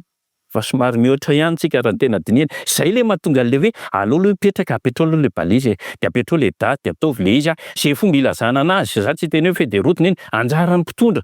Tsy afaka nitentsika hoe andao vaina indray io an'io dingana efa mba misy dingana nataony ao anjarany tokony mampiantso de ohatra ny ahoana ny fomba ahafahantsika mijery an'ity de aleo mba miaraka mijery eo anatiny de zay le hoe aveliko kosa aloha eto averiko amintsika hoe aoka rehefa misy zay zavatra zay de aoka tsy ahilika fa tsy maintsy hoe voatery ny atoko politika somary mahitsihitsy ao anatin'izay hoe rehefa mitevy zany de hoe reto nisy 3 de resaka de hoe tsy maintsy otrao any atoko politika ve ihany ve no afaka mitondra an'izay atsovo ny économique atsovo ny any amin'ny économique atsovo ny société civile atsovo ny ny fiangonana atsovo de miaraka amin'ny resaka eo de ohatran'izao ny fomba ahafahana mijery hoe ohatran'ny ity misy mba amboarina zay mety hoe lalana mety tsy mety ao anatin'iny misy roa volana zay afaka ho jerena ataontsika hoe na roa volana na 3 volana ahafahana mijery de arindra ao anatin'izay fa ho anay firaisamonim-pirenena aloha de ataoko hoe anisany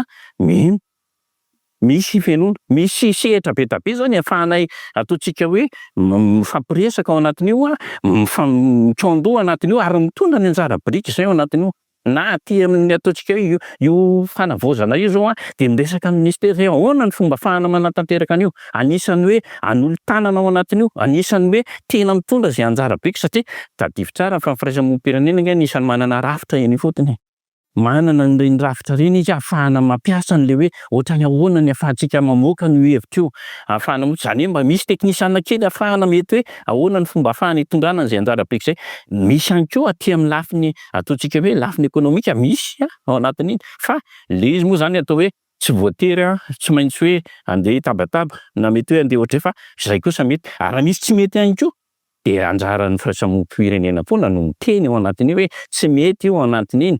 Zay moa zany le hoe resahana ao anatin'iny hoe hatramin'izay de nanao foana ny interpellation tao anatin'iny de resahana fa mpanohitra izay ao anatin'iny de manazava zay ao anatin'iny hoe marina misy ny ataoko hoe indro kely fotsiny temin'ny firaisamonim-pirenena de nalay hoe indraindray takon'ilay raha misy zavatra tsara ataon'le mpitondra ao anatin'iny de somary takon'le zavatra le tsy anatako de indraindray na milaza iny ary zay ao anatin'le zavatra ataontsika hoe ezaka ataon'ilay ataontsika hoe gouvernement na le fitondram-panjakana ao anatin'iny de takon'le zavatra de zay mety atao naovana interpellation de zay moa no tenen'ny namana sasany hoe mba ataovy mba misy lanjany bebe koa zany le fomba ilazana ato ekeny zay fa indraindray ny tena hita de hoe rehefa mandeha moa zany ilay ataontsika hoe fanehoana le fanaovana le interpellation de le zavatra hitantsika hoe zavatra ngeza be zany ny hita be iny moa indraindray fivoizana mety mivoy moa ny aina aman-jery ao anatin'iny iny moa zany hoe indraindray mety ho arakaraky ny aina aman-jery samy hafa eto amintsika de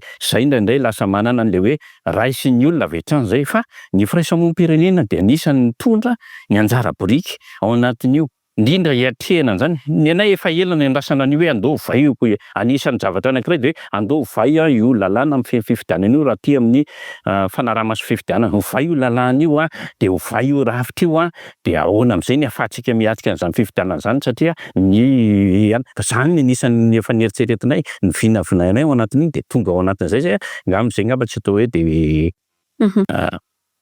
Eny Antoko efa maraparana ny fandaharana isika voalaza teo moa fa 2 volana nomena ireo mpikambana atao anatin'ny gouvernement miditra amin'ny faha-efa-bolana tapitra zay ny efa-bolana nanahoana Topoko Andriamatoa Serge Viala ny fahitana an'izay satria mandeha be ny tombana amin'izao fotoana izao hoe iza no ajanona iza no esorina inona ny zava-bitan'ireo minisitra tao anatin'izay fotoana izay. Lalam-pandrenana de mazava tsy zanga manana évaluation reo zavatra fa ny lalam-pandrenana de ny filohan'ny république par la proposition du Premier ministre qui nomme les gouvernements. Dia ny filohan'ny république ihany koa mi-évaluer izy ireo hoe fomba ahoana iza no nahavita ny mission iza no tsy nahavita ny mission Mila tsapantsika fa rehefa tendrena minisitra zany ianao dia tsy maintsy misy feuille de route omenanao ministera tsirairay hoe ty ny feuille de route hoentinao manity ministera ty, ho tsapaina ny résultat ho azonao afaka 3 volana ohatra na afaka 1 bolana arakaraky ny filohan'ny repoblika sy ny premier ministre izay mandrafitra an'le izy io. Dia ry zareo no mamaritra azy avy eo hoe iza ministra iza mahomby, ministra iza ny tsy mahomby. Hitantsika moa tato koa miakatra amin'ny TVA daholo zareo manao ny bilan. Dia anjaran'ny vahoaka ihany koa miteny hoe zany bilan zany ve nifandraika tamin'ny amin'ny zava-misy amin'izao fotoana izao zavatra teneniny zany fandraika amin'ny zava-misy amin'izao fotoana izao sa ahoana. Hitantsika za aloha tsy mitondraka voninkazo an'iza, tsy mitondraka voninkazo an'iza fa hitako hoe misy zavatra, misy ministra miasa ihany tena tsy matory andro manalina miasa, manao ny asa, tena hitako zany. 40% an'izy ireo mifampiresaka amiko toy. Dia hitako hoe tsy hoe manamako na ohatrany, hitako hoe misy miasa, misy tsy miasa. Dia anjaran'ny filohan'ny repoblika naniny fa atao trano tsy efa nirery hoy aho teo tsy maintsy mitady antsika ihany koa ry zareo, mitady ny vahoaka hanampy azy ireo. Dia sy ndraiky manokana ohatra nampifidina an-dalambe ny jirama sy jiro sy rano, tsy moramora io.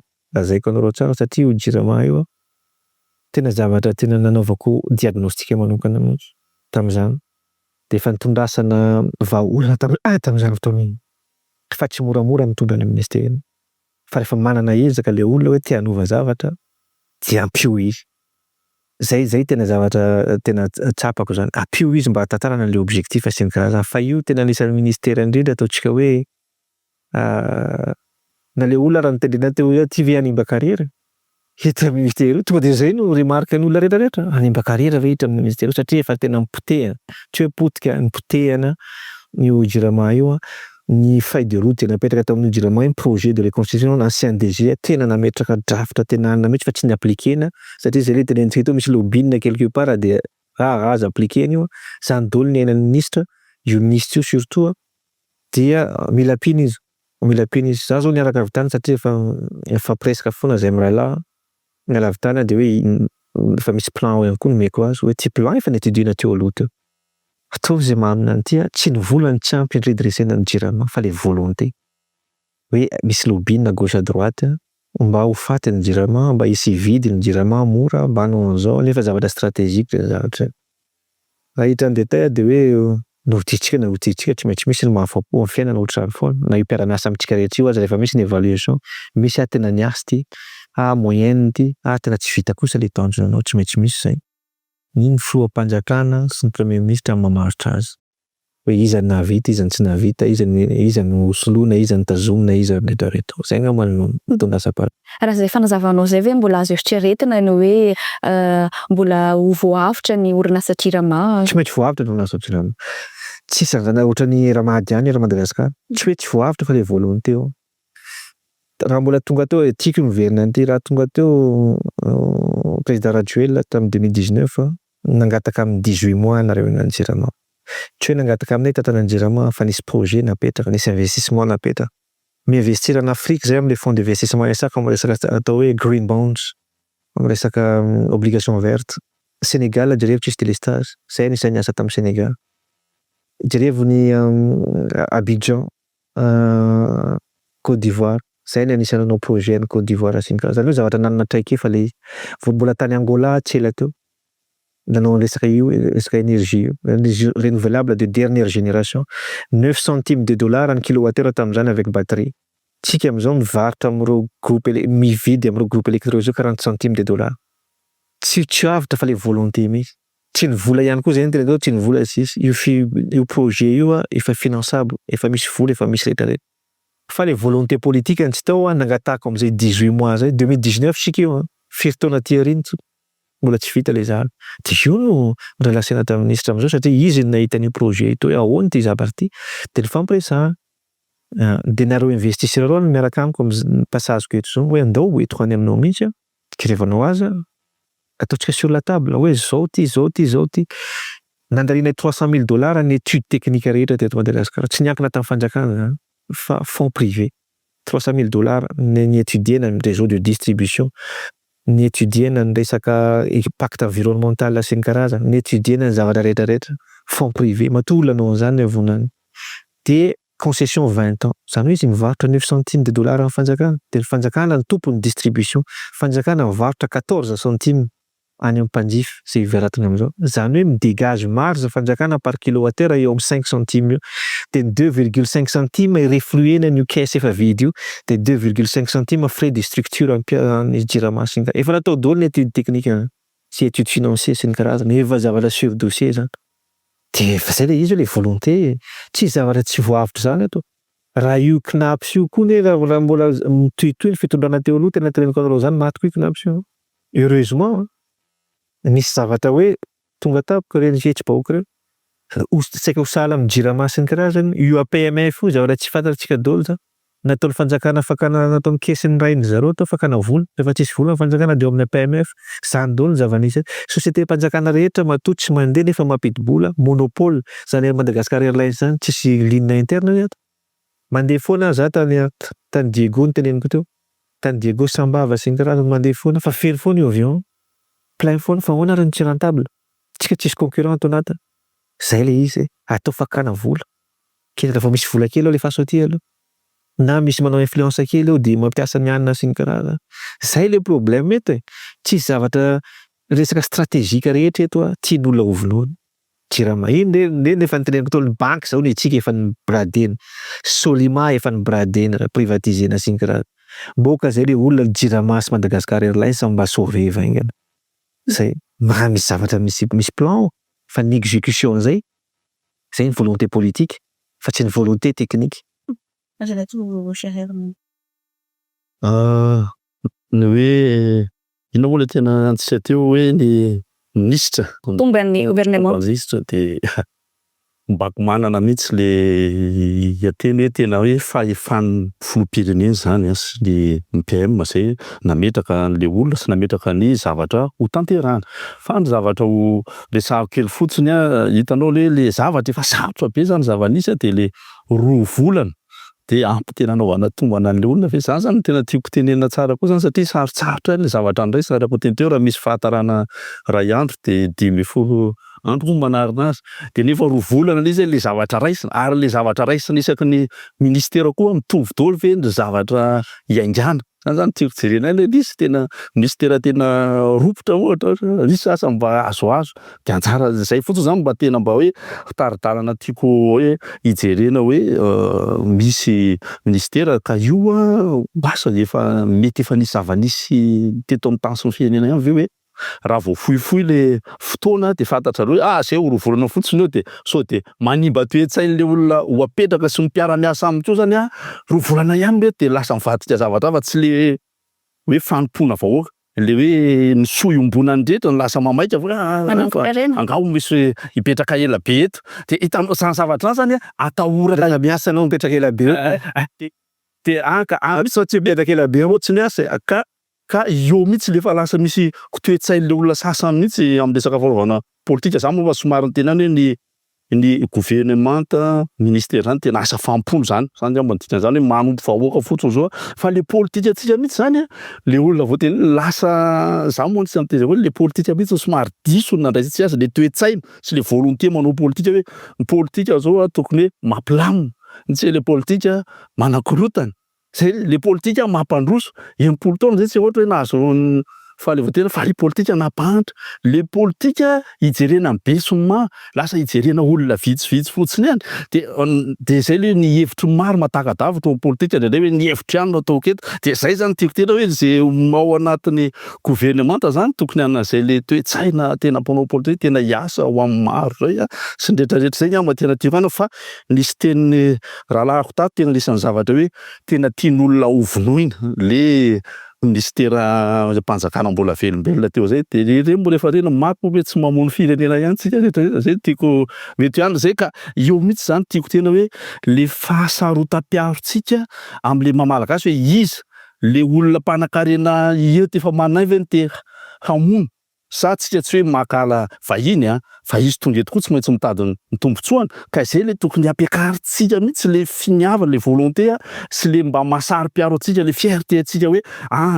zay koa mba manamaha izay anay angambany tena tiako resahana lala mihitsy raha tena moa za hoe fihavanana ndraindray tsy hoe fihavanana de rehefa misy fahoriana de efa misy ady de efa misy fety ihany vao atao fa resy goavana be zany fihavanana zany hoe andresaka raharaham-panjakana zany azo ampiasaina amin'ny resaka famokarana, amin'ny resaka fandaminan-draharaha sécurité, tena zava-dehibe zany. De amiko zany hoe ministera sy ny karazany tokony mijery an'izay daholo mihitsy hoe miara-miasa, miara-manompo amin'ny fampandrosoana ny firenena, tokony tsy hoe rehefa tonga eo de za eo mahavita fa tsy adino mihitsy le olombelona malagasy miaraka, zay ihany ama tena tiako amin'izany. Firaisamonim-pirenena. Le roa volana aloha tokeo tenetako hoe foy le fotoana raha fomba hijerenana azy satria na raha antsika mahita moa zany na ny fametrahana an'ireo ekipa izay miara-miasa ao anatin'izany sarotra be tena ao anatin'iny. Zay ny iray voalohany. Faharoa de za eto somary ohatrany hoe rehefa manao le tombony ohatran'io de zay moa somary ohatrany hoe le mangarahara le tamerina ndraika verina amin'izay foana. Maninona zany le minisitra tsirairay tsy mba nanao le hoe zao ny programako talohan'ilay vao mipetraka teo izy nieritseretiko manana vina ohatran'izao anatin'iny na foiezaka. Vita iny de manao izy amin'le tady zao hoe le olana amin'le izy lasa ohatrany hoe ilay manana ny patron izy maty ny ambony akeko zay. Eo le patron ambony ny ataontsika hoe ny premier ministre sy ny filoham-panjakana zany ao anatin'iny. Fa le olom-pirenena nge zay manko ny tena hoe mamaly le filan'le olom-pirenena ve le zavatra zay misy ao nataony.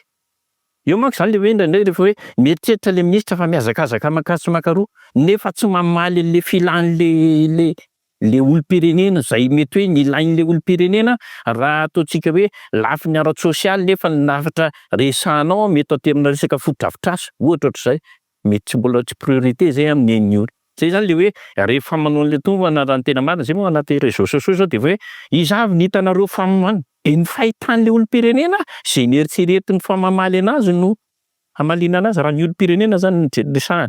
Fa ho an'ny fotoana fanjakana de mety arakaraka le hoe tia nisy fahaderotina napetraka tao. De any am-boalohany zany talohan'ny tokony hipetrahana teo reo minisitra tsirairay de tokony nametraka hoe tia no eritseretiko.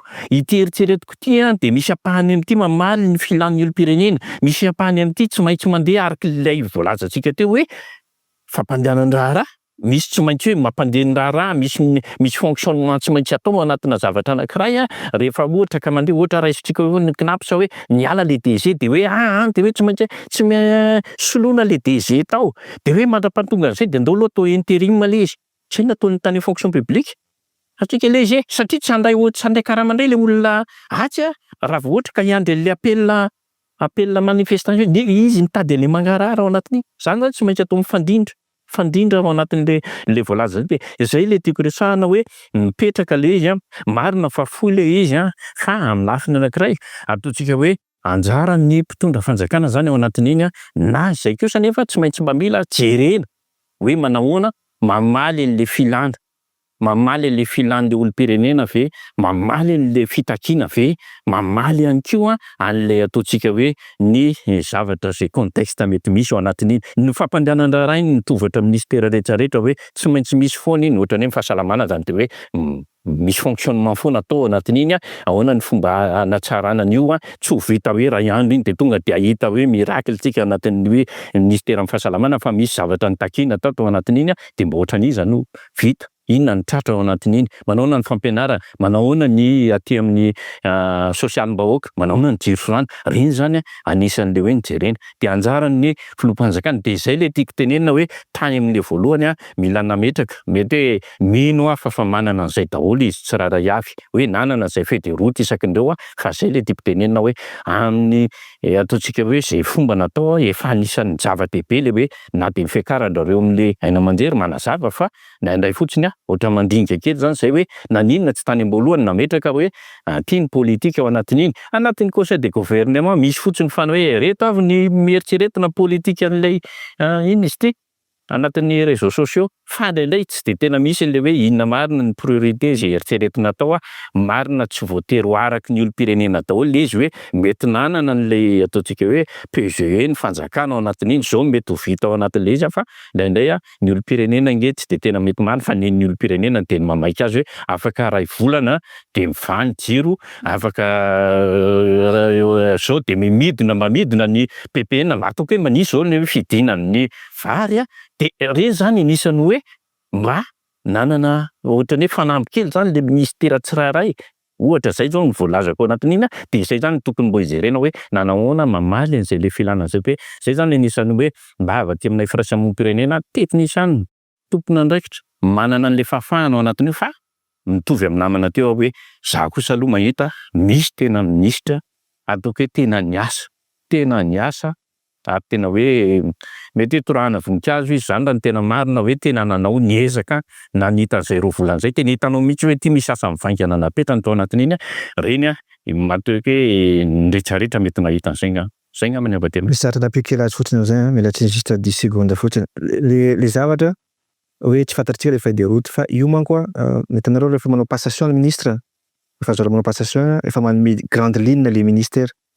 ministre zany satria efa débrief izy niaraka amin'ny premier ministre sy président de la république de manome grande ligne izy mandritra iny zany ny anisany asany de eo koa le atsika le 2 mois avy azo andrafesa zany le 2 mois tsy hoe ho refesiny izy résultat fa le 2 mois iny ve le début en 2 mois iny efa nisy 1 centimètre nandroso hoe le ministère tatany sa ahoana zay zany no andrefesana an'le zavatra sy ny karazana satria misy ministre zao namana ny teny aminy ka za tsy amin'ny budget manao zao fomba ahoana moa nomezana 1 milliard anao raha tsy hainao mitantana 1 million c'est l'efficacité c'est l'efficience en économie on appelle ça karaha tsy hainao mitantana an'io de any zany les discussions am'le zara tsy hoe 2 mois de fa tsika tsy maro pero tsy hoe 2 mois de fa hita zavatra ohatry zao fa am'le ministère tatany efa nisy dingana kely ve par rapport am'le objectif initial le nainga teto izy fa nisy 1 centimètre mibouger sa ahoana hitanao efa nisy mibouger izy 2 mois après 2 mois izy ahoana indray ty après 2 mois zay zany tiako anapena kely.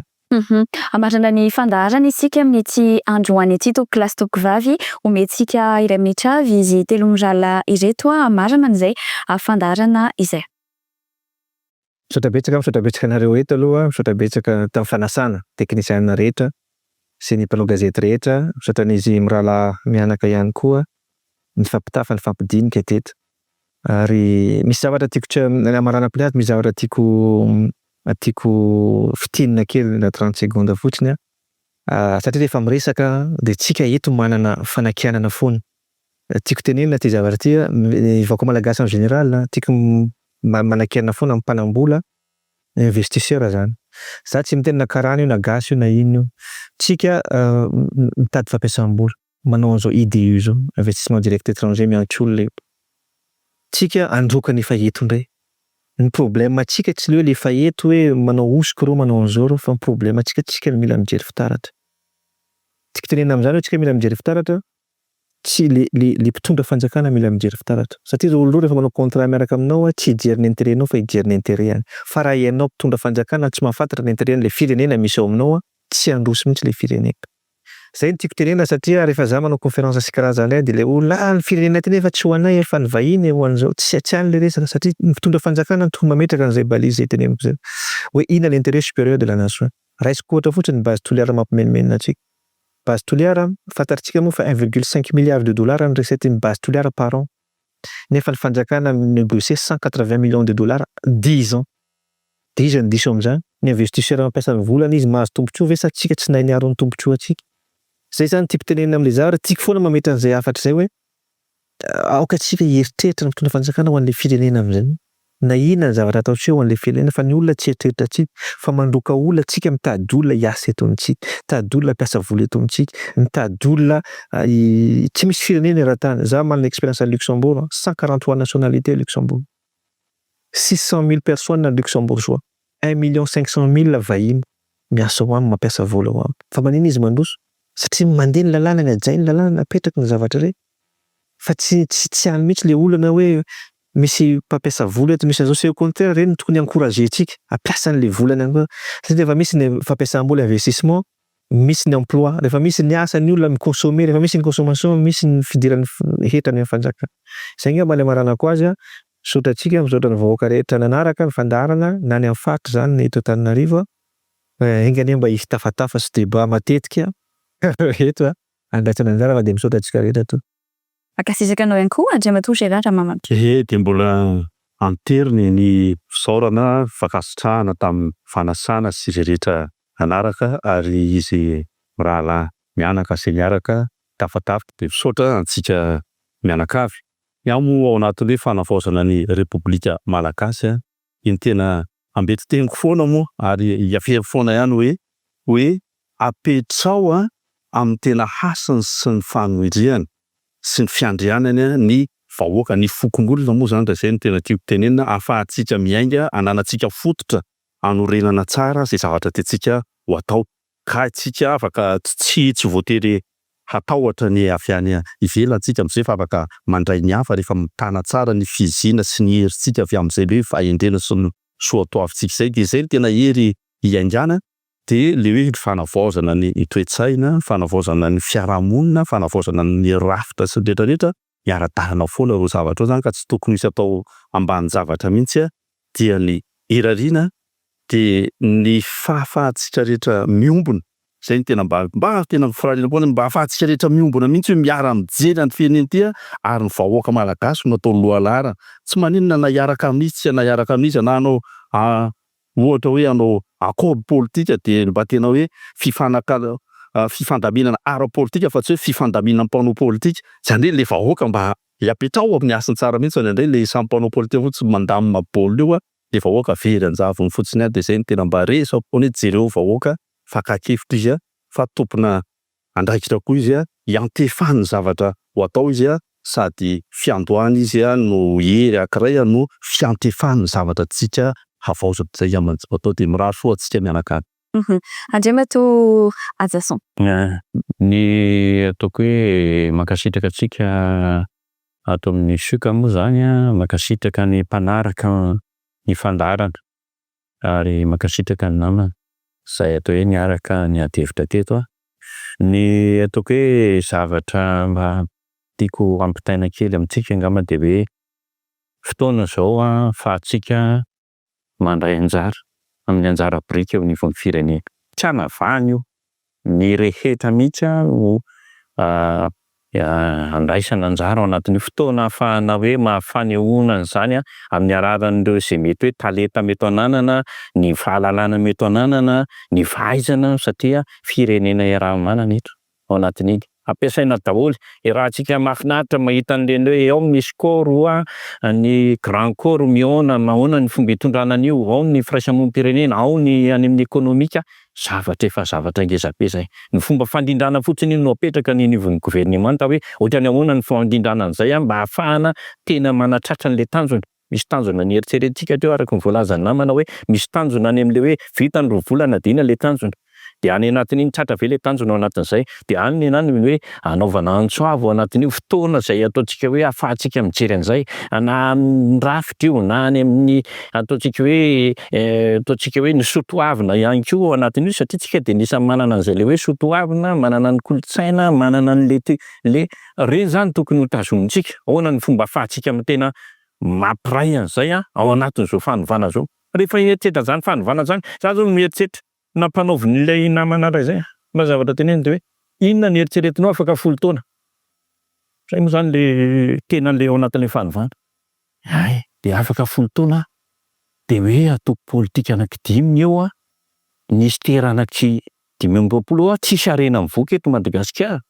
Fa io no mampiodina tsy miankin-doha amin'ny any ivelany intsony ao anatin'io. Izay ny eritreretina ao anatin'iny afaka 10 taona ao anatin'iny, izay ny eritreretina ao anatin'iny mba vinavinana ao anatin'izay. Ahoana ny fomba nahafahana manatanteraka izay anatin'ilay fitondrantsika n'ilay ataontsika hoe fanovana ao anatin'iny tafapetraka ve izay ao anatin'io dia ohatrany ahoana ny ahafahantsika mitondra an'izay izay mitondra eo amin'izay rehefa avy eo manatanteraka fotsiny izay mety ho filatsika rehetra vahoaka ny ara-nitondra hoe ty ny atao hoe ny fahasalamana zany ataovy gratuit, ny fampianarana zany ataovy gratuit. Izay miditra mandeha makeo zany dia mila manamahy manatanteraka an'izay. Izay ny anisany hoe mba vinavina na heritreritra ao anatin'izay. Izay nefa tsy maintsy hoe isika rehetrarehetra miaraka mitondra ao anatin'izay na avy amin'ny ery izy na avy amin'ny ery izy ao anatin'iny na atoko politika izy fa ray ihany tsika malagasy ray. De any ianao ny anaovako antso ao anatin'izay de ny eo koa ny gouvernemanta zay anisany ataoko hoe andro lehibe ao anatin'io ny fitondram-panjakana sy ny gouvernemanta hoe anisany mba manao an'izay le hoe mba ahafahana tena mahatratra an'izay tanjona zay ao anatin'iny mba ahafahana manatanteraka hatratrarantsika le tanjona ao anatin'iny satria firenena iaraha-manana io ary mba ahafahantsika tena hoe mijoka an'izany hoe tia ny firenena malagasy nosy ray ihany tsika ray. Zay ngamba ny ataoko hoe vady amiko de mankasitraka anareo samy ho tain'Andriamanitra tsika rehetrarehetra. Eny 𝐼𝐸𝐻𝐾𝐿 𝐶𝐶 zay manakatona ny fandarantsika manokana tamin'ity androany ity. Sarasahivina hatrany fa anio hariva no hivoaka amin'ny pejin'ny 𝐿𝐶𝐶 izao fandaharana nentina tamintsika izao amin'ny alahady ho avy izao amin'ny iray ora atoandro kosa ny famerenana eto amin'ny 6 amby 100. Mametraka ny mandrapitafary ho manaraka indray. Veloma tompoko.